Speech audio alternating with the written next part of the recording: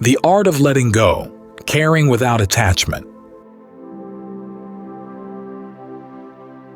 Several years back, about a year after I returned to America, I was teaching meditation to a group up in Orange County, and I gave my first interviews.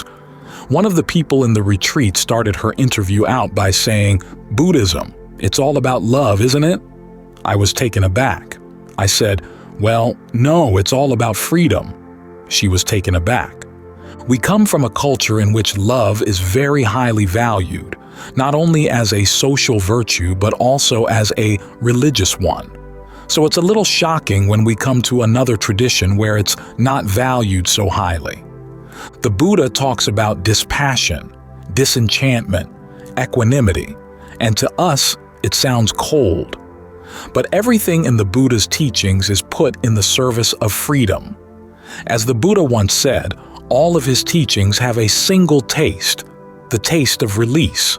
This means that all of his teachings on goodwill on the one hand and equanimity, dispassion, disenchantment on the other are all put in the service of freedom, realizing on the one hand that we have a certain freedom of choice in our actions right now, and that if we learn how to exercise that freedom skillfully, we can come to an ultimate freedom, total freedom, with no limits on the mind whatsoever. It's good to keep that in mind as we think about the Buddha's teachings on equanimity and dispassion. He's not teaching people simply to be uncaring. He's asking us to look, in what ways are we slaves to the idea of love, or the enjoyment of the emotion of love, or the enjoyment of happiness, or the enjoyment of sorrow?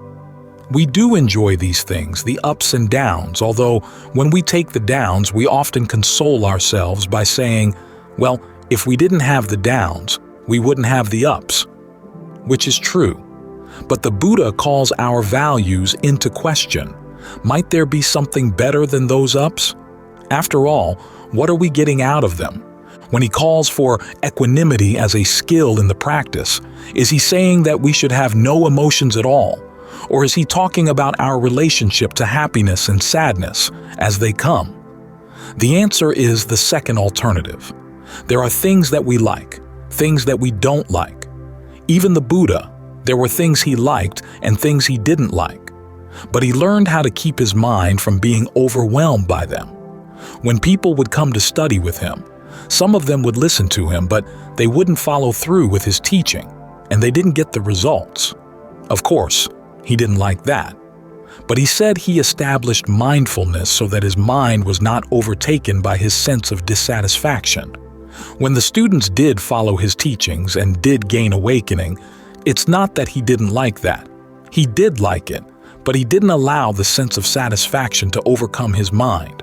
What this means is that the mind has to learn how to look at these things and not get sucked into them. This is another one of those issues around becoming. In fact, the Pali word for emotion, bhava, is like bhava. Bhava means becoming. You make it bhava with a long A, and it becomes emotion. We like to get into the emotion. We like to taste it, but then we become slaves to it.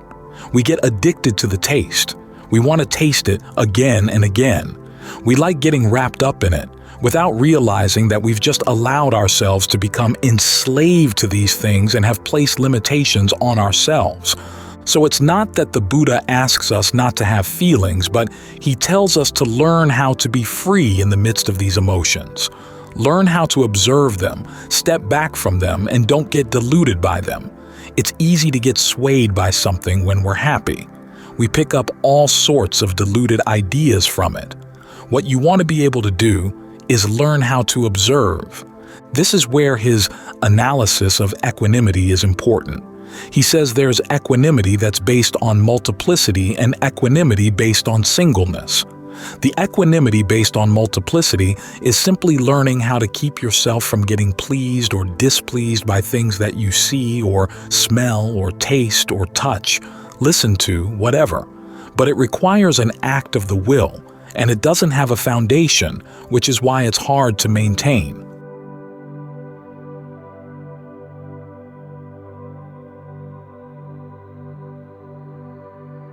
It's liberating.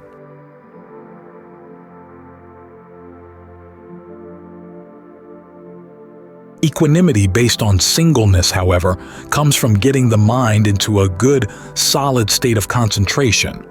As we chanted just now, getting to the point where the breath gets more and more refined, the mind settles in, your sense of awareness fills the body, the sense of breath energy throughout the body feels connected and open.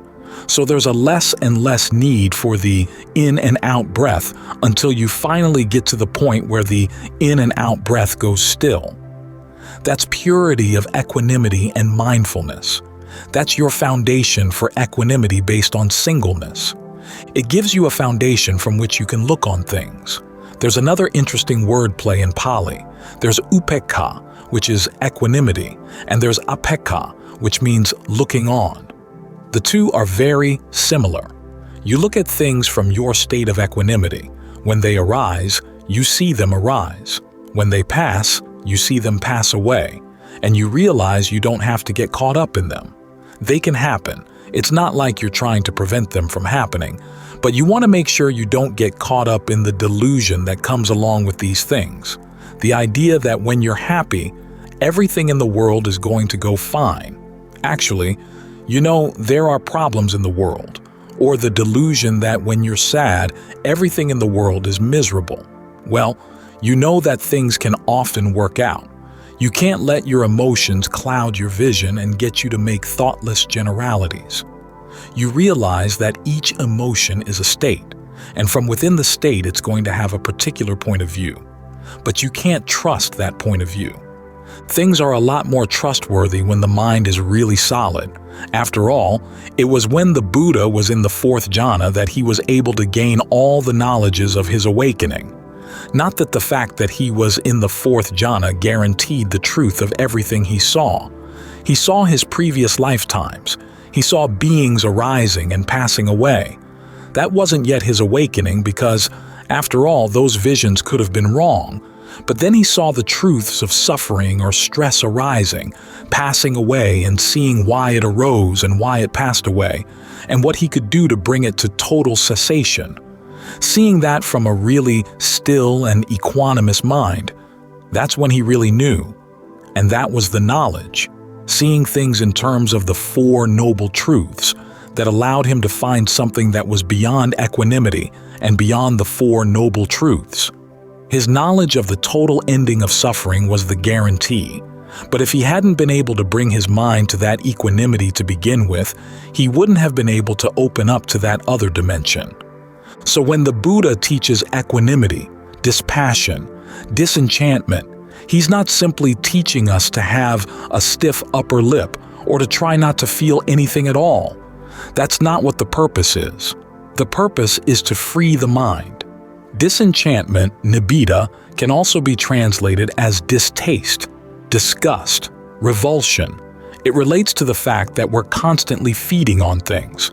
We have to get to a point where we realize we don't want to feed on them anymore.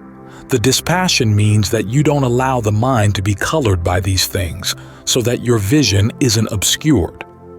All this is for the purpose of freedom, a true well-being that doesn't have to depend on feeding, that doesn't have to depend on the ups and downs of emotions. Being in that state doesn't mean that you're uncaring. It simply means that you don't need to feed anymore. The compassion and the goodwill that can come from that state are very different from the compassion and goodwill that come from someone who needs to feed. When you need to feed, compassion has a clinging aspect. Goodwill has a clinging aspect. When there's clinging, there's a fear of allowing the object of the clinging to have its freedom. This is what's revolutionary about the Buddha's ideas on goodwill and compassion. If they come from a heart that's totally free, then they're genuine goodwill and genuine compassion. This is very different from the goodwill and compassion that we're used to, where there's the element of clinging and holding on, enslavement. So it's important that we not mistake the warmth for what it's not. The warmth we often feel sometimes has this element of feeding, which is not what we want. As for the compassion that comes from someone who's not feeding on us, don't think of that as cold. It's liberating. When we can look at things from this perspective, then it's a lot easier to understand what the Buddha is getting at. We can sort out the various emotions in the mind, but it does require the skill of learning to get the mind to be centered and still, really centered, really stilled, feeding first on its concentration, on that equanimity based on singleness, then finally getting the mind to the place where it doesn't need to feed at all. That really is liberating. As a John Lee says, you're not only liberating your own mind, but you're also giving freedom to everything else around you. That's why equanimity, dispassion, disenchantment are things that we really want to work for. They're not to be feared.